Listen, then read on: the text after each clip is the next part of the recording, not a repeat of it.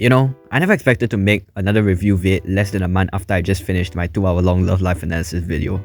But screw it, you all need to go to the movie theaters right now and watch this. It is the best Transformers film I've seen, and it's probably the best film to come out this year. But then again, I've only watched 5 films this year, so it might not really be that big of a deal to some of you. Anyway, Transformers 1 is an amazing movie, touching on mature themes, having likable characters, humorous jokes, and a well-written story. I'll be getting into spoilers at a later part of the video, but I add a timestamp when that happens. But if you want to watch Transformers 1 completely blind, then I highly suggest skipping this review altogether because I will be showing clips from the movie that aren't in any of the trailers. First, let's talk about the non-spoilery stuff. The story is really good. It's as simple as it can get. Orion Pax and D16 go to the surface with B127 and Alita, and they get transforming powers from the purple guy. And then they use those powers to defeat the bad guys while D16 slowly turns evil. However, I wouldn't say that the story being simple is a bad thing since it makes the movie easy to follow and more enjoyable. I personally feel that this movie is a great way to introduce newcomers to the Transformers franchise. It fixes the problem that the Bayverse films have, which is having a bunch of different subplots crammed into a single film, making it cluttered and messy.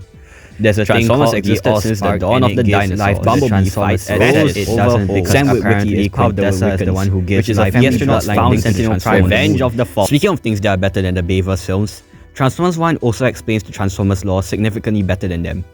The Transformers lore runs deep and has a lot of layers to them. When explaining the Transformers lore to someone, especially in a movie, it's gonna get confusing and difficult to understand extremely fast. But Transformers 1 solves this issue by having clever exposition scenes and spreading the information out so it's easier to absorb it. They don't just dump everything at the start of the movie and expect us to understand. They explain it slowly and in separate scenes so newcomers and kids can understand what's going on. On top of that, the movie is also strategic in how it does its exposition scenes. Let's compare the exposition scene from Transformers 2007 and this movie. Transformers 2007 has an opening monologue by Optimus Prime as he talks about the Allspark. Typical generic exposition. There's also another exposition scene where Optimus shows Sam and Michaela the fall of Cybertron. I mean, it's an improvement over the redundant monologue, but the scene is pretty short so it doesn't really memorable. That's so nice, what a smart ass man I am. I mean, it's an improvement over the redundant monologue, but the scene is pretty short so it's not really memorable.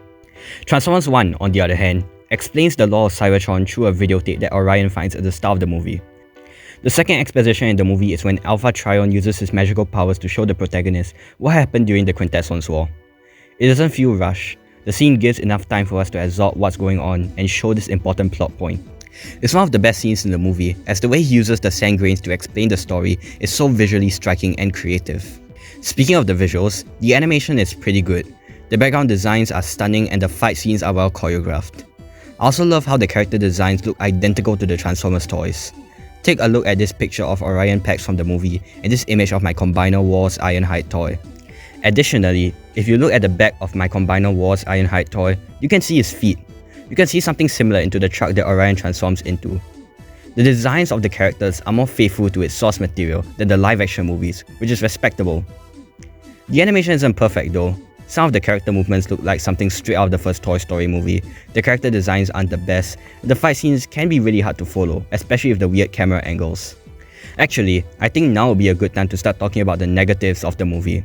It is really easy to nitpick this movie.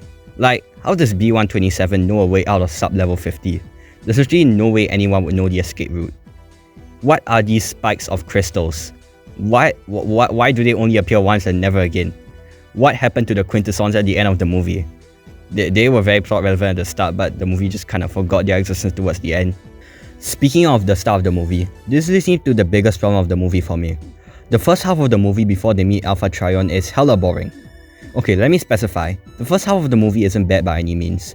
It has the funniest jokes in the whole movie, and it perfectly sets up Orion and D16's relationship.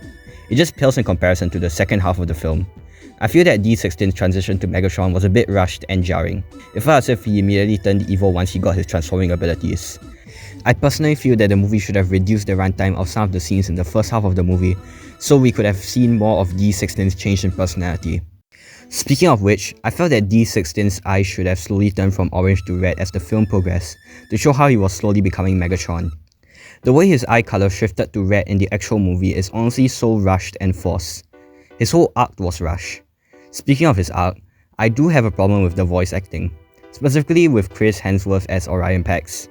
Now, I understand he's trying his best, but during the ending epilogue, he kinda sounded like he was trying too hard to sound like Peter Cullen. It isn't a bad thing, just a small nitpick. Chris does a really great job voicing a young version of Optimus Prime throughout the entire movie, and you can tell he's clearly trying his best to voice this iconic character. He just sounds off during the epilogue. I'm glad that he placed a new voice for the character and did not go for the Chris Pratt as Garfield route. Every voice actor in this film gave it their all, and they all sound like younger versions of the Transformers. It didn't feel like the movie was using celebrities as a marketing tactic to get people to see their film. They are really well casted and well utilized. Well, since we're at it, let's continue talking about the positives.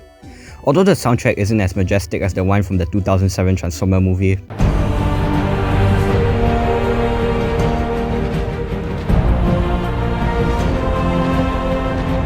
the soundtrack is still great, having a leitmotif throughout the movie, which is always a massive win in my book. The characters are really likable, all of them adding something to the story and being great references. Ironhide got more screen time than I expected, and he even got a line. That makes me so happy. Ironhide is the best Transformer. I also really like those Decepticons from the High Guard, Soundwave, Shockwave, and Starscream. There was a scene in the movie with Starscream and D16, and it was my favourite scene in the whole movie. But it's a spoiler, so I'll get into, the spoiler segment. Starscream's voice acting was so top tier, definitely a contributor to why that scene hit so hard. My only issue with Starscream and the rest of the High Guard is that I wanted to see more of them. Anyway, let's talk about the main cast. Rita is a great character. She may be the weakest out of the four in my opinion, but she does go through a meaningful arc where she becomes more humble and realizes that Orion Pax is a good person. Secondly, B127. I was expecting him to be the annoying side character that ruins serious and emotional moments, but I was wrong, and I'm glad I was. He's funny and tells jokes at the right times. There's this really serious moment where the main villain is taunting D16.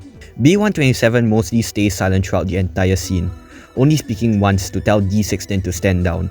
It makes the scene more intense since B127, a guy who is implied time and time again that he can't shut up, finally shuts up because he's genuinely scared.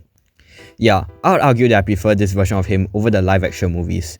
He's just such a funny character and really improves the overall experience. Third, there's Orion Pax. Orion Pax is a great protagonist. Funny, charismatic, etc. I'm so glad that we finally got a lore-accurate Optimus Prime. It feels like this movie understands Optimus as a character, unlike the live-action movies. Optimus in the new movies feels like a grumpy old man. He is pessimistic, which is kinda the opposite of who he is. The Bayverse movies are also no better, with him being a violent leader, brutally killing every Decepticon he sees. Give me your faith. But Transformers 1 doesn't have that problem. He's an optimistic pacifist, and this optimism allows him to be a great leader. Wow, it's almost as if he's named after optimism or something. He tries to save people, even if it means risking his own life. He always believes that there's a light at the end of the tunnel, even though the chances are slim. He believes in rehabilitation over punishment.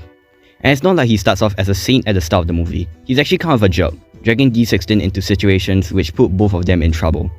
But he slowly learns to be a better person as time goes on. At the end of the movie, you're 100% convinced that he has become the Optimus Prime. Orion's development to become the leader of the Autobots feels natural and realistic because the movie gives the time needed to flesh out his character. It genuinely doesn't feel jarring in any way. Yeah, Orion is just a textbook example of a great protagonist. And saving the best for last, D16. D16 to me is the best one out of the four. I won't spoil too much, but basically, all the best scenes in the movie all have him inside. He's just such a well-written character. His relationship with Orion was well-written. I completely understand his motivations and why he turned evil. In fact, there were times where I agree with him more than Orion. Maybe it's because I'm a psychopath, but D16's actions felt justified. This might just be the best backstory for the Autobots and Decepticons, and I understand both sides, and I was rooting for both of them, which is crazy. The reason why D16 is such an amazing character is because of the villain. The main villain of Transformers 1 is my favorite character in the entire movie, but explaining why involves major spoilers, so skip to this time frame to avoid spoilers. I highly recommend watching this movie, so skip here if you haven't watched it, or you could use the timestamp in the description. 3, 2, 1... Give me your faith. Okay, so Sentinel Prime is my favorite character in Transformers 1. I've never had this much fun with a villain since Puss in Boots: The Last Wish. Yeah, I know he's a twist villain, but he's a good twist villain since he has consistent personality throughout the movie and has a lot of screen time to show off his evilness. The twist that he's a villain also works because the real shock value doesn't come from the fact that he's a bad guy, but what he does to the people of Iacon. I'm not gonna review his entire scheme, in case people who haven't watched the movie are too stubborn to use the timestamp, but just know that he's everything a villain should be. Funny, charismatic, an actual threat, hateable, and handsome. Like, good god, was it just me or the theatre got hotter every time he was on screen? All jokes aside, there were some things Sentinel does in this movie that balls me with rage, in a good way.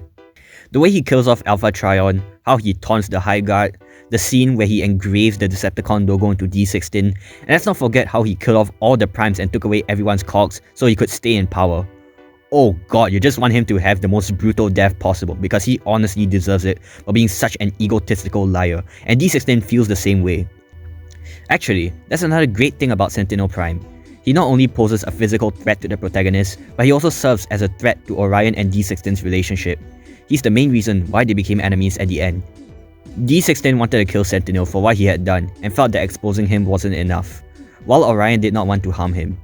You get D16's perspective because Sentinel totally deserves the death penalty for betraying everyone, but you also get where Orion is coming from because killing is bad, even for someone as evil as Sentinel.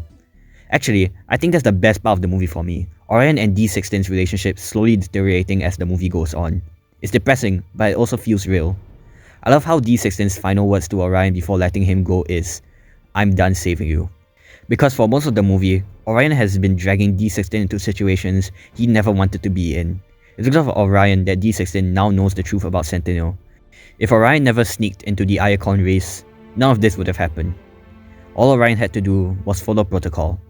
D16 is tired. He's been betrayed, lied to, punched in the face over and over again. It's Orion's fault that he got punched in the face by Darkwing. It's Orion's fault that they got placed into sub-level 50. It's Orion's fault that he now knows the truth. He is tired, and he is done. He's done saving Orion. I also love how D16 is shown to be violent since the start. When Orion wakes him up at night, he replies, "How about I kill you for waking me up?" And then in the race, he says, "If we survive this, I'm gonna kill you." Great foreshadowing. On top of that, I love how this movie gave a reason to why Megatron called his group the Decepticons, because he has been deceived his whole life and feels that his team is the only group of people in Cybertron to be free from deception. What a great way to make a generic bad guy name have a genuine meaning. The last thing I wanted to mention in the spoiler segment is my favorite scene in the whole movie.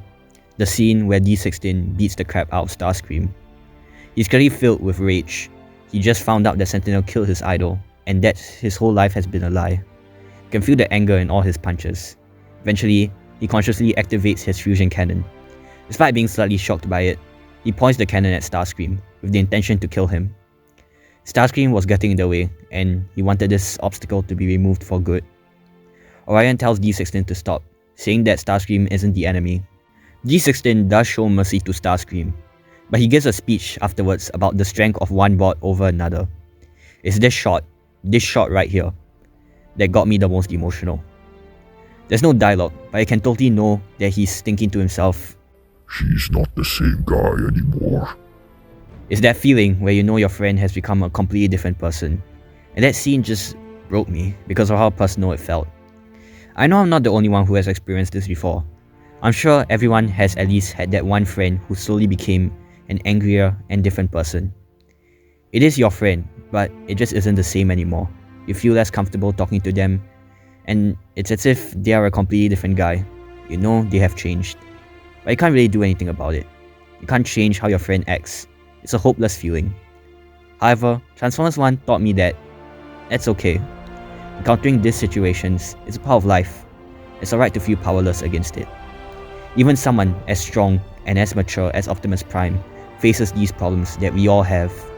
This movie felt so comforting as it reminded me that losing one friend isn't the end of the world, and that we all have other friends too. Name me another Transformers movie that has a message this mature. I guess the first live-action Transformers movie did have a message about how all sentient beings deserve the freedom, even if they do terrible things. But the movie didn't go in depth into that, only having 3 scenes exploring that message.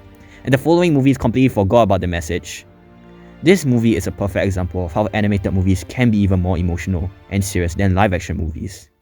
In summary, Transformers 1 is an amazing movie, and if you haven't watched it yet, go to your local theatre and watch it. I made this video because I'm scared this movie won't do well in the box office, and I want you to support it. The theatre I was in was kinda empty and only had a total of 3 other families. We need to get this movie to at least the same box office numbers that Rise of the Beast got, because it absolutely deserves it. Transformers 1 isn't a kids film, it's a family film, a movie that people of all ages can enjoy. Kids will like this movie for its humor and sick action. Adults will like this movie for touching on mature themes that some live action movies don't have the balls to do. It proves that animation isn't solely for kids. At first, I thought of giving it an 8 out of 10, but the more I thought about the movie and analysed it, the better it got. So my final rating for this movie is 8.5 out of 10. It's humorous, it's emotional, it's one heck of a time, it's Transformers 1. Go check it out if you haven't. There's more to this movie than meets the eye. Wow, that was really corny when I said it out loud. Damn, Paramount really cooked with this movie. I really hope that they do the same for Sonic the Hedgehog 3. Well, we'll see when the time comes. Thanks for watching and good night, Cybertron.